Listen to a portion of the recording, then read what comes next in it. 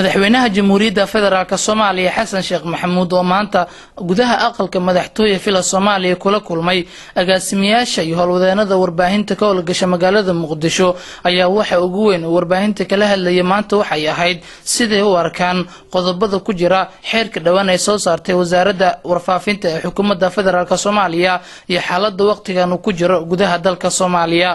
qaar ka mid ah wariyaashii ku sugnaa kulankaas oo iyagu loo ogolaaday in hadallo ay ka jeediyaan madasha ayaa madaxweynaha jamhuuriyadda federaalka Soomaaliya u sheegay in xeerka ay soo bandhigtay wasaaradda warfaafinta ay ku jiraan qodobo badan oo ka soo horjeeda madaxbanaanida warbaahinta Soomaaliyeed loona baahan yahay in qodobadaasi laga saaro iyadoo dhinaca kale qaar ka mid ah wariyaashii kulankaasi ka hadlayna ay sheegeen in xaaladda ay ku shaqeeyeen wariyaasha Soomaaliyeed ee ku sugan Muqdisho in waqtigan ay tahay xaalad adag xeerka positive-kiisa iyo negative-kiisa positive-kiisa badan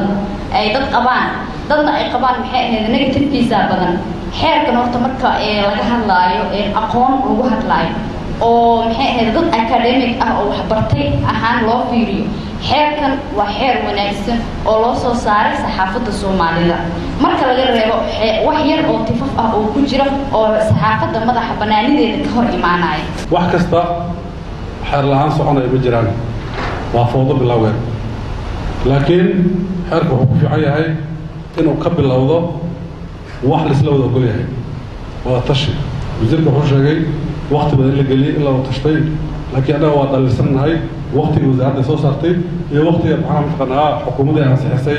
أنت الإنسان كبير هاي مثلا رأيي معنا متقنعة رأيي عن عندي بتو الدولة دي النظام يوحى لمرة يهدي أهلك والرؤية الدنيا العصرية إلى الله ساقات marka inaan ka gudubno dhaqamadii hore intaasna baahda saxaafadda waa kula talinaya dawladana waxaan ka codsanayaa maanta maadaama madaxweynuhu ugu sarreeya hortaagana in dulqaadna loo yeesho ayada laftirkeeda marka waqtiga gaariyada lagu shaqeyn karo waxaa ii muuqata xeerkan markii golaha wasaarada ka baaqday kadib in dadajin xoog leh yani ka muuqata ay ku jirto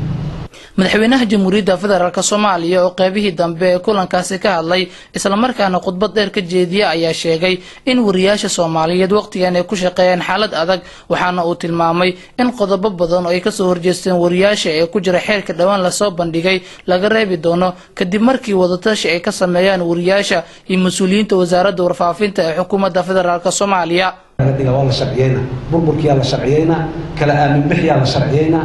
isku soo noqosho la'aantii la sharciyeyna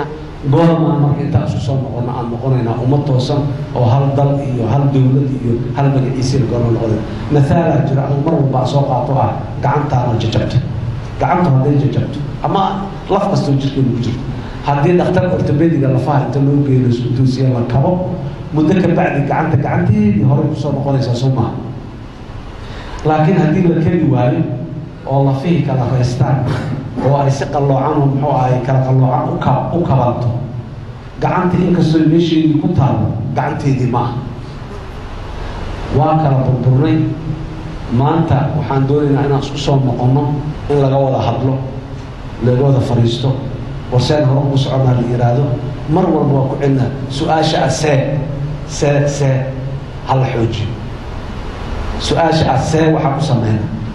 adigu waad isweydiisaa journalkaaga see ugu xunaada idaacadaada sida midda lagu dhageysi badan yahay u noqotaa maxaan ku website-kaada kale loogu daawasho badan yahay see u noqdaa telefishinkaaga u adkana sidaasoo kale baa Soomaaliya u baahan tahay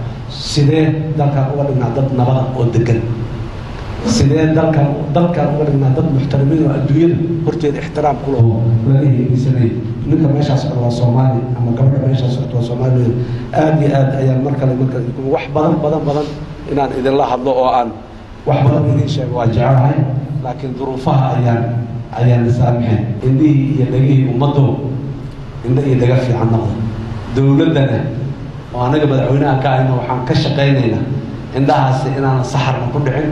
dhegtuna aan dhulka ka buuxsan haddii aan leeyahay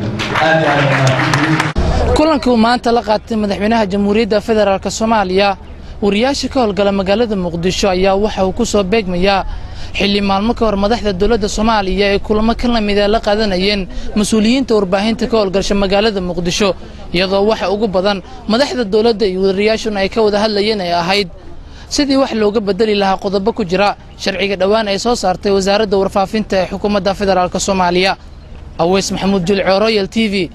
muqdisho.